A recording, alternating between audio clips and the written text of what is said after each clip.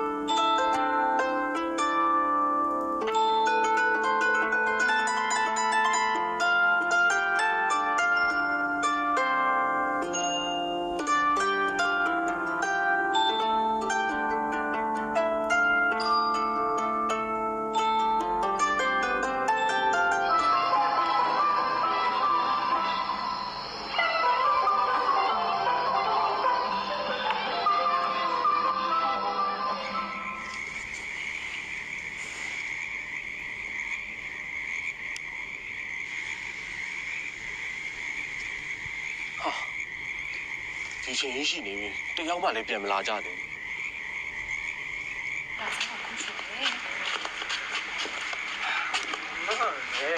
အဲ့ဒီဟောလမ်းတော့ကြောင်း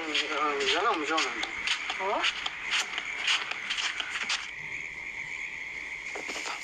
你俩咱们空手耶？အဲ့ဒီချိန်တော့လမ်းတော့မကြောင်းနိုင်တော့哦，你呀都没有你。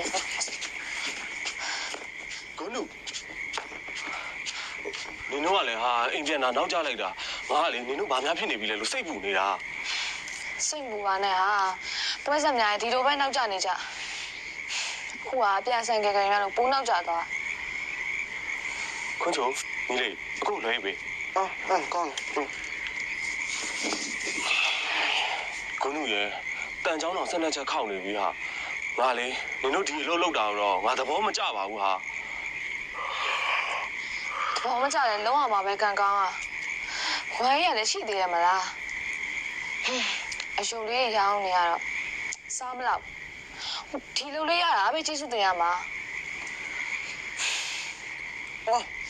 ကိုရောစိတ်ပူနေဟိုဆိုင်ငယ်ဝယ်ပြီးတော့ကျတို့လာကြိုလိုက်လေအဲ့လိုကြမနေဖြစ်သေးဘူးကိုကန်ကောင်းอ่ะဆိုင်ငယ်စီးမှမရတာ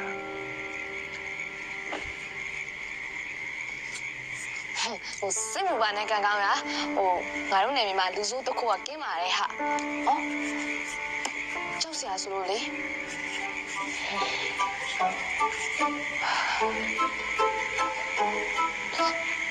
တကယ်ပဲရှိမှာဟာ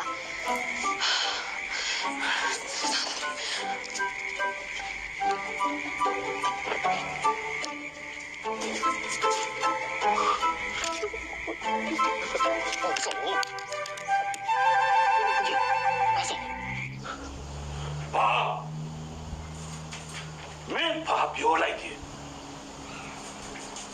ဟုတ်တယ်ဖေကျုံမစောလက်နဲ့ဆက်ခွန်အောင်ရှာတွေ့ခဲ့ မဖြစ်နိုင်ဘူးလုံးဝမဖြစ်နိုင်ဘူးအဲ့ဒါလည်းအစ်စ်မှမဟုတ်ဘူး အဲ့ဒါကြီးအစ်စ်မှန်မဟုတ်ဘူးဆိုရင်အဖေတစ်သက်လုံးဘာလို့ရှာဖွေကြ ဒါလည်းငါဆွလို့လိုက်ချင်ပြီနောက်ပြီးမင်းလေရုံမြောက်ဖို့အချိန်တန်းနေ မရတော့ဘူးဖေကျုပ်သူတို့ပြန်တွေ့ခဲ့ပြီးတော့ဒီဘဝမှာမစောလက်ကိုအဆုံးရှုံးမခံနိုင်တော့ပြီးတော့ကျုပ်သူတို့သွေးကြွေးပြန်ဆက်ရမယ်အလှည့်ဒါရီအားလုံးပြီးတော့ရင်အဖေဖို့ကျုပ်ပြန်ယူနေမယ်ပဲ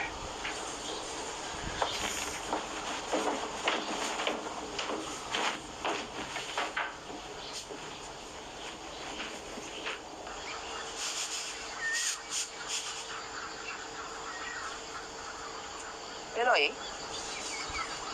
Pelo. ¡Pelo!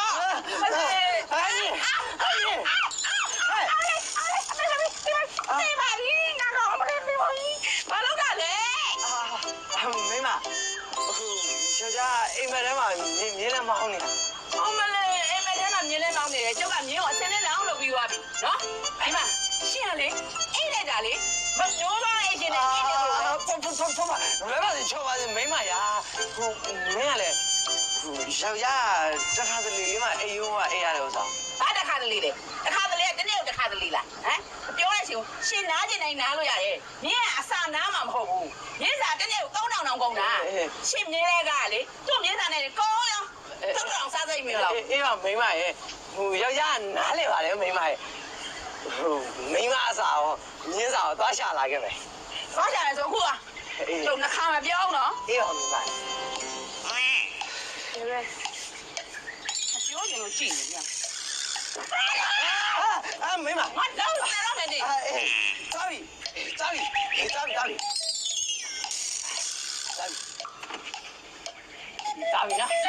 အေးပါသွားပြီ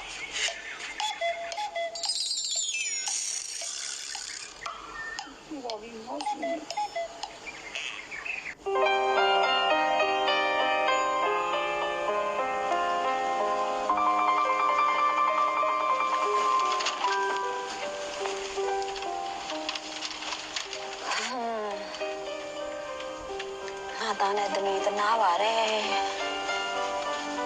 မနဲ့ဆိုရင်အစိုးရထားရညကြရင်ပွဲရှင်နဲ့ဖြောပြရပြင်မလိုက်တာအရွယ်နဲ့ကိုမလိုက်ဘူး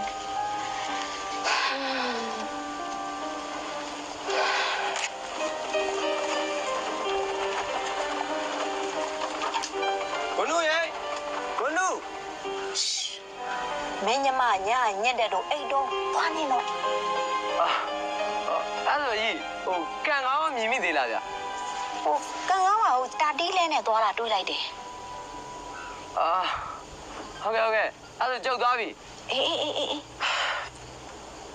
ဒီနေ့လည်းတကြောင်းစာတော့သွားပြန်ပါပြီဟမ်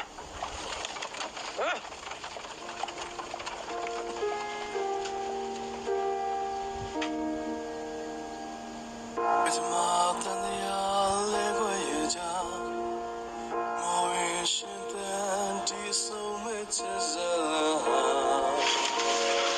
ဲ့အလန့်တကြားဘာဖြစ်တာတော့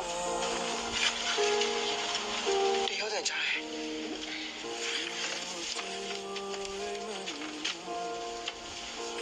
အမေဘာဖြစ်လို့လဲတရောတန်ကြားလို့တဲ့အေးဟုတ် သားဒီအချိန်တရောတန်ကြတာထူးထူးဆန်းဆန်းပါလား ဟုတ်တယ်အမေရဲ့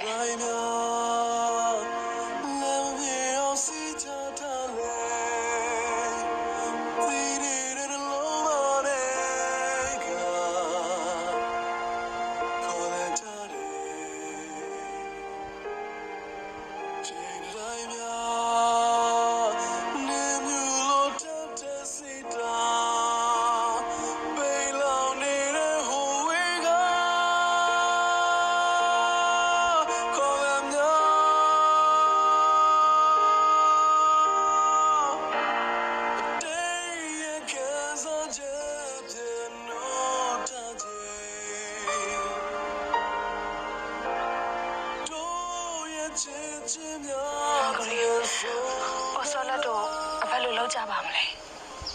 အဖေဖြစ်လို့လေပါ 阿爸，我说了都你要讲，地多家呗。毛哥阿爸都说啦。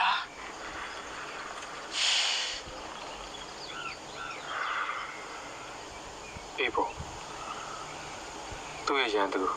အမတ်ဒရာကိစ္စကတာလည်းတည်သွားပြီတော့ ဟုတ်တာပါအဲ့ဒါကြောင့်အဖကတော့တပုံထနေပြီ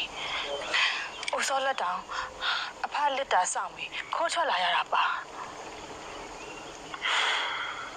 ခပ်ပါတိတ်ခပ်ပါဒီနိုင်ငံသားအချင်းချင်းဒီနိုင်ငံကိုကောင်းကျိုးပြုနေသူအချင်းချင်းသဘောထားခွဲလွဲပြီးရန်သူဖြစ်ရတာတိတ်ရင်နာစရာကောင်းတယ်ဦးစောလက် ဟိုတခါဖြစ်တဲ့နန်းထွေးပုံကံမှုမှာမောင်ကလေးရဲ့အဖလျှောက်တင်မှုကြောင့်အိုစောလက်အဖရဲ့တပည့်ရင်လက်ဆန်အဆွဆွဲခံပြီးအသက်ခံခဲ့ရတယ်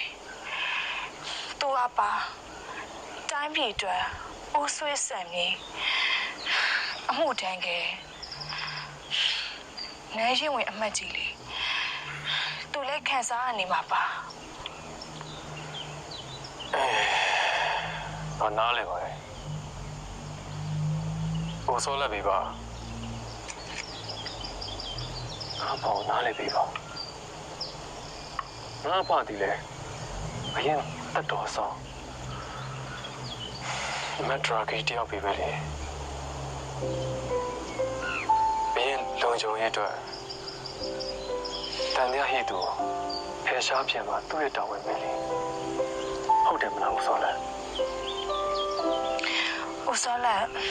မောင်ကလေးအဖကိုနားလဲပါတယ်ဒါပေမဲ့အိုစောလက်တို့နှစ်ယောက်ကြားဘယ်သူကစာနာပေးပါမလဲ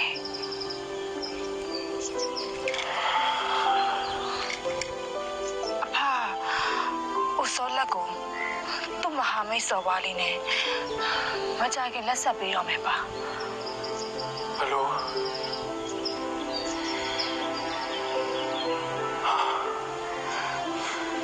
ဦးစောလက်ကိုလက်ထပ်ပေးတော့မယ်ပါဟုတ်လား စော်ပွားလေးစက်ကွန်အောင်မကြခင်ရောက်လာတော့မယ်ပါ စကွာတော့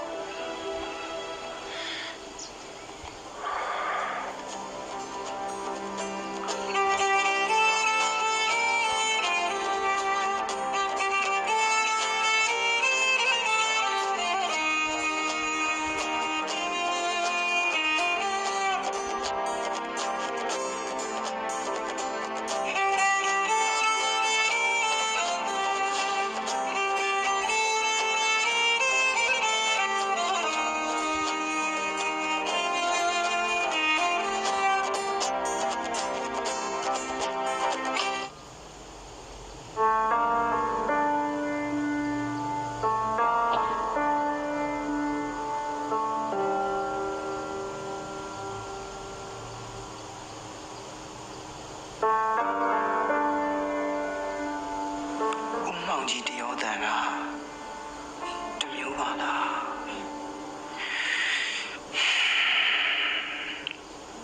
ဦးမောင်ကြီး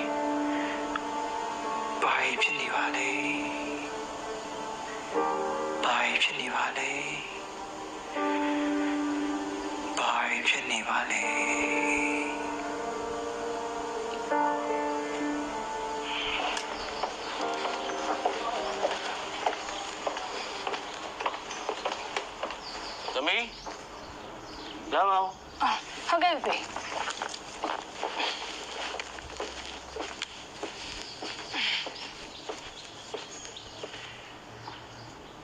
ီးဆာလန်ကဘယ်တော့ပြီးမှလဲ တိတ်တော့မကြတော့ပါဘူးဖေရဲ့သမီးလိုအပ်တာလေးထပ်ပြီးလေ့လာနေလို့ပါ အဖေကသမီးပြန်လာရင်သမီးတက်လာတဲ့ management ပညာတွေနဲ့ဒီကလုပ်တွေအားလုံးကိုစနစ်တကျပြန်ဖွဲ့စည်းဖို့အတွက်စဉ်းစားထားတာပြီးတော့ဟိုတယ်အသစ်ဖွင့်ဖို့ကလည်းသိပြီးတော့မလိုတော့ဘူးပြောချင်တာကသမီးရဲ့အလုပ်တွေကိုအများဆုံးဖြတ်သိမ်းပြီ ဟုတ်ကဲ့ပါသမီးရလဲလေဟောဒီပကံအတွက် အေးအမေတို့ကလည်းပကံထွက်လုပ်နေကြတာပဲပကံကိုပို့ပြီးတော့တိုးတက်စေဖို့ဆိုတာဒီကစီးပွားရေးတွေအားလုံးအင်းအားတောင့်တင်းနေဖို့လိုတဲ့သမီးရဲ့ ရှီပေးသားအမွေနစ်တွေမရုံရောက်သွားဖို့လည်းလိုပါတယ်အဲ့ဒါပကံသားတွေရဲ့တာဝန်ပဲ အမေတို့ကနေရာတကာမှာလိုက်ပြီးတော့ပူဝင်နေလို့မရဘူးလေ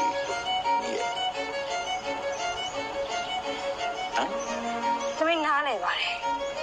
ဒါပေမဲ့လေဖေဖေကိုလည်းစီးပွားရေးမပါပဲနဲ့ပကံကိုတစ်ခါတော့ချစ်ကြည့်စေချင်တယ် ဟုတ်ပါပြီသမီးရဲ့အလုပ်တွေအတွက်အချိန်တိုင်းတာတစ်ခုထိအပေးဆောင်မယ်အဲ့ဒါပြီးရင်ဟိုတယ်တဲ့ဖွင့်ဖို့တွေ့ရောမောင်ကိုကိုလွင်နဲ့လက်ထပ်ဖို့ကိစ္စပါသမီးဘက်ကပြင်ဆင်တာ ဟုတ်ကဲ့သမီးအပြင်ခဏသွားလိုက်အောင်မယ်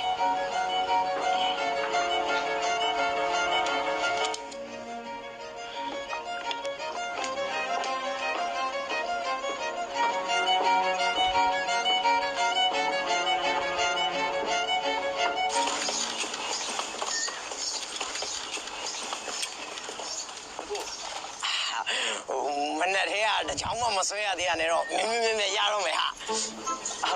Where you want to go? Ananda. Oh, Ananda. Oh, yeah. $5. No. We will pay Myanmar money in chat. Myanmar chat? Yes. Ako,ကျွန်တော်သွားချင်တာAnanda 9တန်ရလား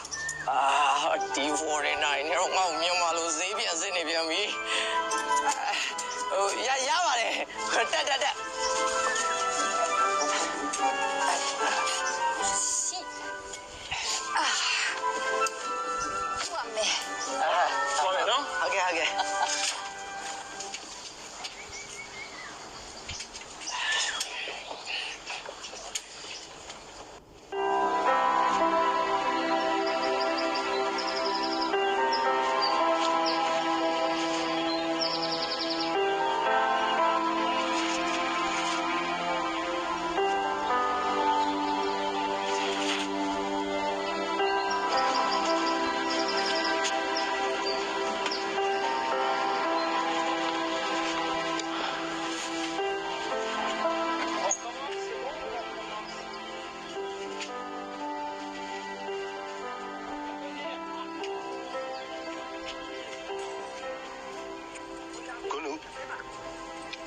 ကိုနု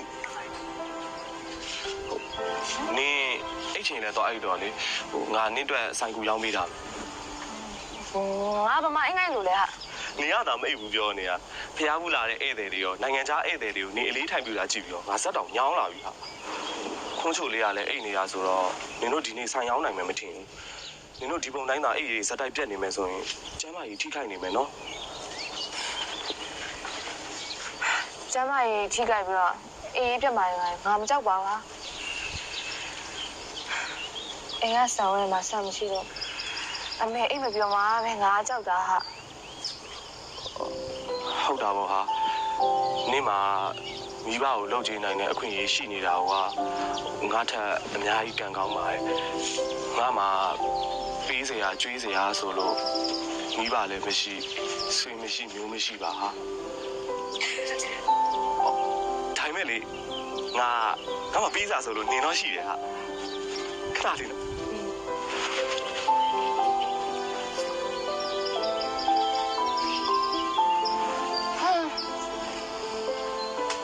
နေ ပေးရပန်းနေရတယ်အမြဲနွမ်းနေရတယ်ပဲငါမှပန်လို့လည်းများဖျားတယ်နောက်တစ်ခါကျရင်ဒီအဖေမော်တီကိုတက်ခုခဲ့ရ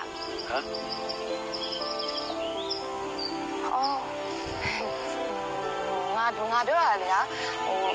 နောက်တစ်ခါကျရင်မနွမ်းနဲ့ပန်းတို့ရွေးကောက်ခဲ့ဖို့ပြောတာဟာအေးပါဟာအေးပါနောက်တစ်ခါကျရင်လေဒါနင်းအတွက်ပန်းလေးတွေကိုဒီစားကောက်ခဲ့ပေးမယ်နော်ခုလေးခုခဲ့ပေးမယ်ငါသာတက်နိုင်လို့ကတော့လေဟောဒီပန်းမပြောနဲ့နင်းအတွက်ကိုအရာအားလုံးအကောင်းဆုံးတွေပဲဖြည့်ဆည်းပေးခြင်းနေရပါ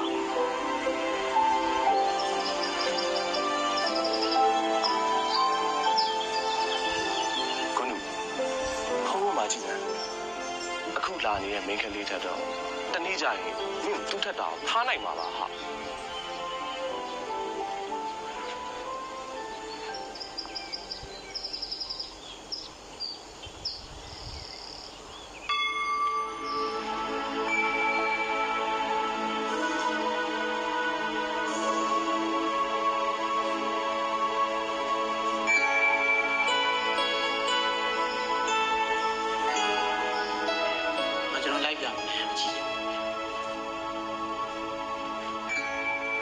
ဒီဘက်ကတော့950ဒီဘက်တော့လေ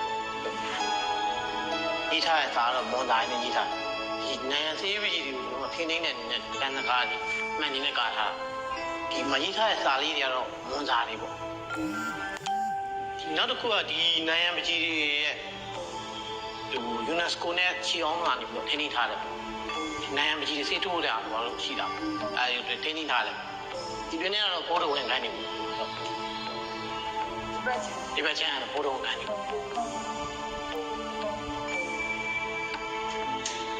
ဒီမှာကျတော့လူတွေကလက်ဒီနဲ့ရန်ကင်တော့လေတန်တကားနဲ့တန်ဒီလက်ဒီနဲ့ကင်တော့ပြည့်စည်တဲ့အတွက်တန်တကားကားလည်းမှန်နေကားလည်းတော့ဒီနိုင်ဆေးပကြီးတွေပြည့်စည်လိုက်ရှင်နေတယ်တမိုင်းပြောင်းလို့ရှိရင်လူမျိုးပြောင်းမှဖြစ်တဲ့အတွက်ဒီပေါင်း900ကျော်ခဲ့ပြီအဲ့ဒါကျွန်တော်ကဒီတန်တကားတွေနဲ့ကင်ထားတာကာထားတာဖြစ်တယ်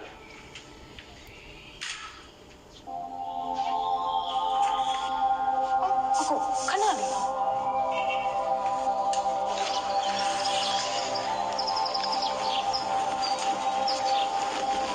ဒီမှာညာဓာတ်ပုံရိုက်လို့မရဘူးလေမစာရေးထိုင်ရှင်တွေ့လားညီမလူမျိုးမဟုတ်လားညီမစာမတက်ဘူးလားဟုတ်လားစွမကောပါနဲ့စာလေးတွေ့တယ်ဒါပေမဲ့ကျုပ်ကနေဆေးရရတာမဟုတ်ဘူးဗျဒီလိုရိုက်ဒီမှာလူကိုလည်းရိုက်လို့မရနိုင်ငံဆေးရေးပကြီးကိုလည်းရိုက်လို့မရရှင်တကယ်မသိရလားဟာစွကောနဲ့မဆောလကဟိုလူနဲ့အကြာကြီးစကားတွေပြောနေဟုတ်ဗျဟာကျမကလည်းဘယ်လိုလဲပြောရှင်းမပါလို့လားနေပါဒီတစ်ခါတွေ့တာတိုက်ဆိုင်မှုတော့မဖြစ်နိုင်ရှင်ကျမတို့တပည့်လက်လိုက်နေရလားဆောလကိုကြုံတိုင်းစောင်းရှောင်းနေပါဗျာပြောလေဆောလကဟိုရန်အတိုင်းပဲနေရာဆေးပကြီးလေးကိုလည်းနှစ်သက်တယ်ပြဆွာမဆောလဲရှင်ပြောရမဆောလဲကိုကျမလည်းမသိဘူးကျမနာမည်မဆောလဲလည်းမဟုတ်နောက်တစ်ခါနှောက်ရှက်လို့ကတော့ကျမအစုံမစုံနဲ့နော်မဆောလကလည်းဗျာကျုပ်လေဒီပကံမြေကြီးမှာဒီအကြာကြီးစောင့်နေခဲ့ရတာဗျာ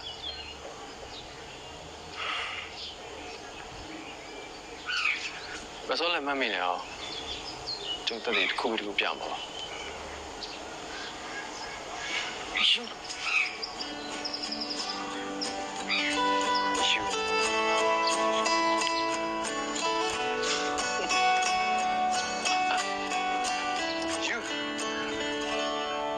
ရတယ်ဗျာပကံမှာလက်ညှိုးထုံမလဲဖျားအများကြီးရှိရတာနဲ့ဒီဖျားပြက်ကြီးကိုမှရွေရတယ်လို့ဗျာဟောမင်းကဘာသိလို့လဲကွန်းတို့လေးကဒီရွာသူဒီဖယားဒီရွာပိုင်ရဆိုင်ရချင်းအတူတူဆိုတော့ပိုးပြီးဆူတောင်းပြတာဗောကွာပြီးတော့ဒီဖယားရှေ့ဟောင်းဖယားပါကဲမင်းငါပြောတဲ့အတိုင်းကလှုပ်ရှားမှာဒီရွာမှာငါကြောင့်ဖူးစာစုံကြတာကြီးပဲကဲမင်းရောကွန်းတို့လေးကိုမလို့ချင်ဘူးလားဟ လိုချင်တာပေါ့ဗျာလိုချင်တာပေါ့ အဲ့ဒါဆိုရင်ငါပြောတဲ့အတိုင်းမလုပ်ဘူးလား လုံးမယ်ဗျာကျွန်တော်လုံးမယ် သွား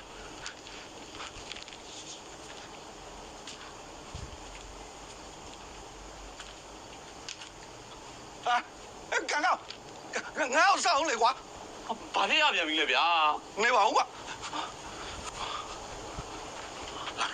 ပြောင်းကြလေဗျာမြင်လာတော့မဟုတ် နေပါဘ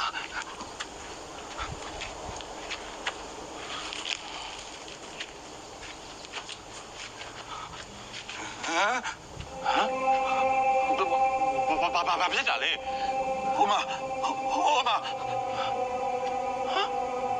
ဘာမှလည်းမရှိပါလားဦးပြောင်းပြလေဗျာဘာမှလည်းမရှိပဲနဲ့ မရှိတယ်ဒီမှာမရှိဘူးလာဒီမှာကောလာမရှိတဲ့နေရာမှာ ဦးပြောင်းဒီမှာဘယ်ရကြတော့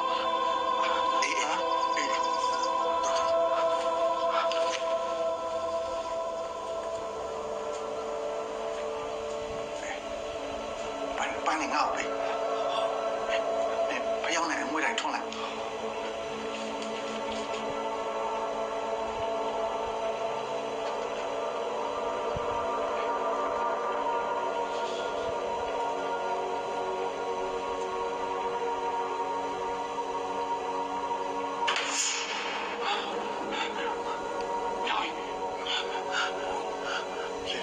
你带点你妈妈吧，别走。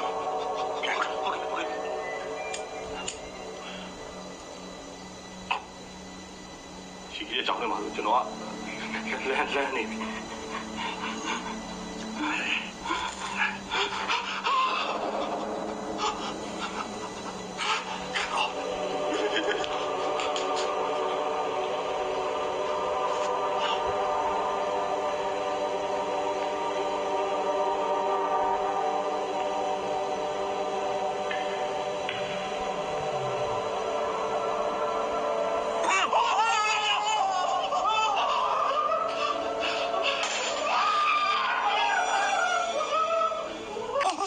有时候变难的，救了耶，救了！哎呦，干啥我？得死了，你我呀！ဘာဖြစ်လဲ ဟဲ့ဘာဖြစ်လာကြလဲ 我是谁的？哎，好的， စိတ်ဘာဖြစ်လဲ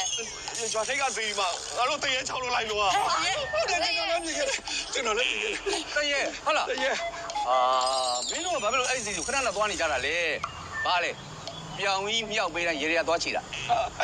都讲的。 အာဦးကြောင်မြောက်ပေးတာပါ ဟုတ်လေမင်းလွတ်ချင်တယ်ဆိုတော့ငါလုပ်ပေးတာ ကြောင်ခေါ်ရလေဗျာ တူကြောင်မှာတူကြောင်ကျွန်တော်သွားကျွန်တော်သွားတာမဟုတ် မင်းကလေမကြည့်မငယ်နဲ့ကငါပြောလိုက်မကောင်းဖြစ်တော့မယ်ဟာ ဟုတ်မှာအဲ့ဒါလေဟိုတရေကလေရွာလူကြီး ဟမ်ဘာပြောလဲ မောင်လေဟိုတရေ၆ခါနဲ့ဆိုတာဟုတ်မှာရွာလူကြီးရဲ့လို့ပြောတာကြောက်လို့ဘာတွေပြောမိမှန်းတော့မသိဘူး โอ้တရေ66မ66ဟာအဲ့ဒီစီဒီကိုတော့အမြန်ဆုံးပြရမယ်ပြီးရင်လေဝင်းတကားပါခါလိုက်မယ်ကွာ ဟုတ်တယ်အဲ့လိုလုပ်ရမှာနော်ကျမလည်းသဘောကျတယ်အဲ့လို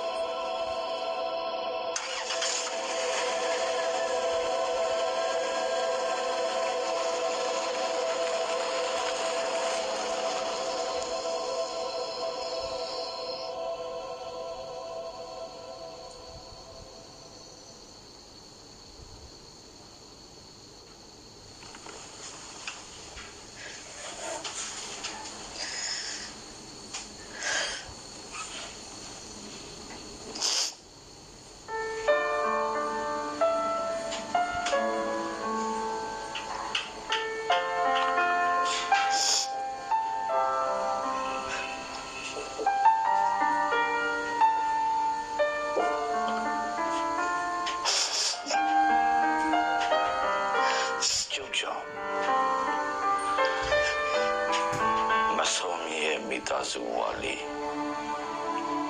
ပြုတ်ပြခဲ့ရတယ်မဆုံးရဲ့နေ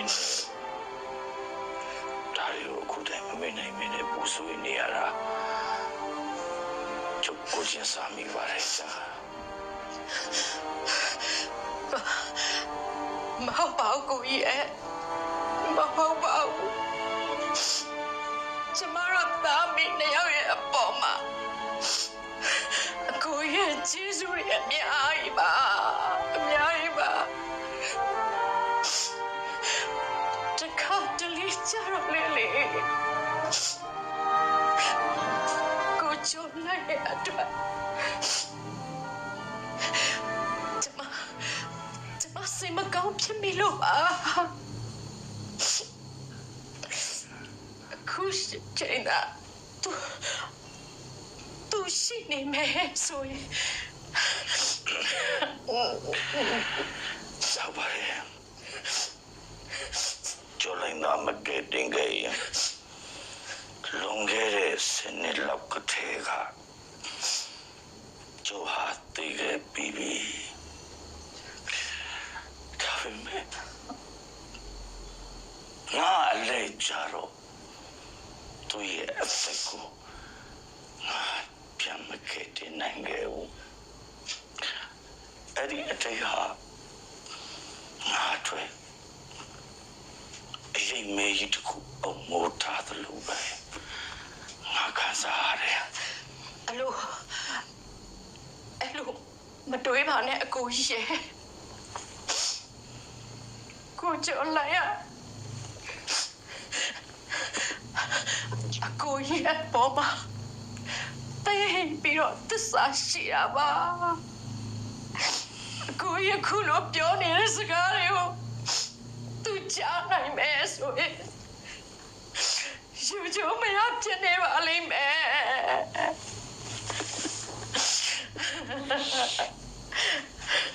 အခုလေအကိုကြီးရဲ့ကျေးဇူးတွေကြောင့်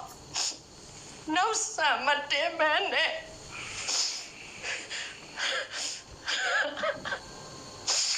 တော့တဲ့ပြောင်းပြောင်းနဲ့တည်တော်နိုင်ခဲ့တာပါတည်တော်နိုင်ခဲ့တာဟုတ်မေးသေးဘူးလားဟုတ်ပြီစကားကောင်းနေကြတာကွာမေးကြသေးတယ်ဘယ်လိုလဲမင်းအလုပ်ကအဆင်ပြေလား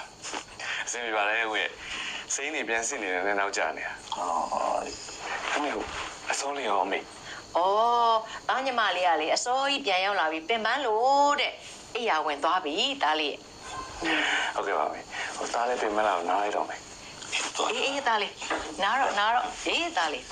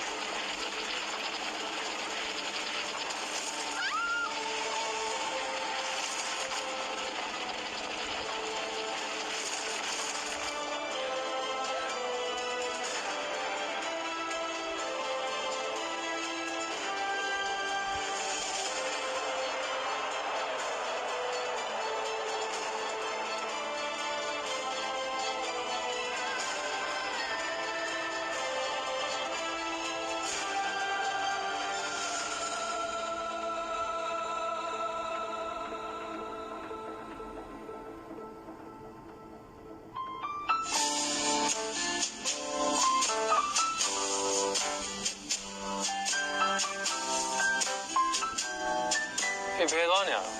တညာလုံးလည်းပြန်မလာ ဟိုဒီမှာတည်းကတက်ဆိုင်ကြီးဟိုဒီဆိုင်ကြီးကယောက်ျားတွေမြင်လက်တဲ့ဈေးအများကြီးကြီးတယ်ဟိုသူပြန်လာမပေးဘူးဆိုလည်းမင်းကတိုင်းယူထားလိုက်ပေါ့ငါစီးလို့ရလေ မြင်လဲဆရာ